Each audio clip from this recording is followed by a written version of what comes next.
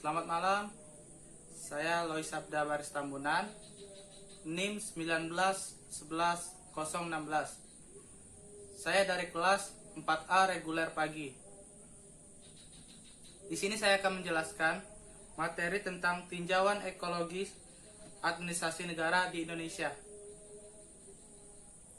Pertama-tama saya akan menjelaskan definisi dari ekologi. Ekologi biasanya sering didefinisikan sebagai ilmu yang mempelajari hubungan timbal balik antara makhluk hidup dan lingkungan sekitarnya. Baiklah, kita masuk ke materinya. Ekologis administrasi negara di Indonesia. Dalam menganalisa ekologi administrasi negara di Indonesia digunakan perincian faktor-faktor yang beraspek alamiah dan faktor-faktor ekologis yang beraspek kemasyarakatan yang meliputi ideologi, politik, ekonomi, sosial, budaya, dan militer atau hankam. Ya, faktor-faktor ekologis yang berupa aspek ilmiah. Faktor-faktor ekologis yang beraspek ilmiah, alamiah terdiri dari 1. Lokasi dan posisi geografis. 2. Keadaan dan kekayaan alam. 3. Keadaan dan kemampuan penduduk. Faktor yang pertama adalah lokasi dan posisi geografi. Posisi geografi suatu negara menunjukkan ketentuan tentang lokasi suatu negara dalam rangka ruang atau tempat dan waktu sehingga menjadi jelas batas-batas wilayah negara pada suatu saat tertentu. Lokasi dan posisi geografi ini jelas mempunyai dampak atau pengaruh terhadap struktur dan perilaku administrasi negara. A. Pengaruh lokasi dan posisi geografi terhadap administrasi negara. Yang pertama, bentuk wujudnya ke dalam. Geografi Indonesia merupakan kepulauan. Yang kedua, letak astronomik. Indonesia ialah di antara 95 derajat dan 141 derajat bujur timur, di antara 6 derajat lintang utara dan 11 lintang selatan, yang berarti berada di dalam tropik.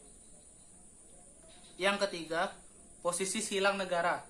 Indonesia terletak antara 2 benua dan 2 samudra. Yang B, pengaruh administrasi negara terhadap geografi Indonesia. Pengaruh administrasi negara terhadap geografi, terutama lokasi dan posisinya, hampir-hampir tidak ada karena sifatnya alamiah. Kita masuk ke faktor yang kedua, keadaan dan kekayaan alam. Negara Indonesia memiliki potensi kekayaan alam yang cukup besar. Sumber-sumber kekayaan alam beraneka ragam. Kekayaan alam mini dapat berupa tanah yang subur, lautan yang kaya akan ikan dan kehidupan laut lainnya, bahan-bahan tambang dan sebagainya. Daratan yang mempunyai gunung-gunung berapi memang dapat menyuburkan tanah dan juga mengandung potensi sebagai sumber energi yang dapat dimanfaatkan di kemudian, di samping dapat juga mendapatkan bencana alam. Yang A, pengaruh keadaan dan kekayaan alam terhadap administrasi negara. Pertama, pengaruh keadaan dan kekayaan alam ini terhadap administrasi negara nampak pada usaha-usaha untuk memanfaatkan sumber-sumbernya bagi pemenuhan kebutuhan manusia. B. Pengaruh administrasi negara terhadap keadaan dan kekayaan alam.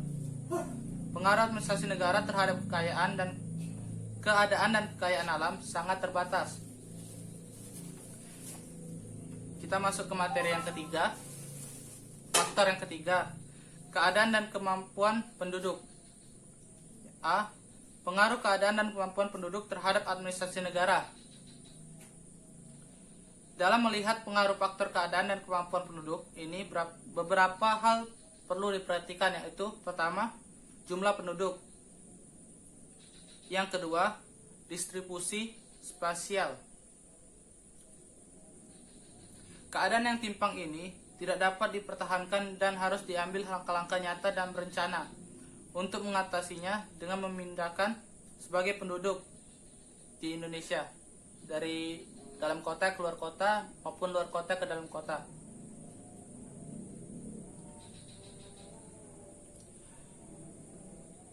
Dengan Undang-Undang Wajib Belajar yang diadministrasikan oleh Departemen Pendidikan dan Kebudayaan, demikian pula program-program pembatasan buta aksara yang dilancarkan oleh jajaran departemen tersebut yang ditunjang oleh administrasi daerah dapat mencegah buta huruf.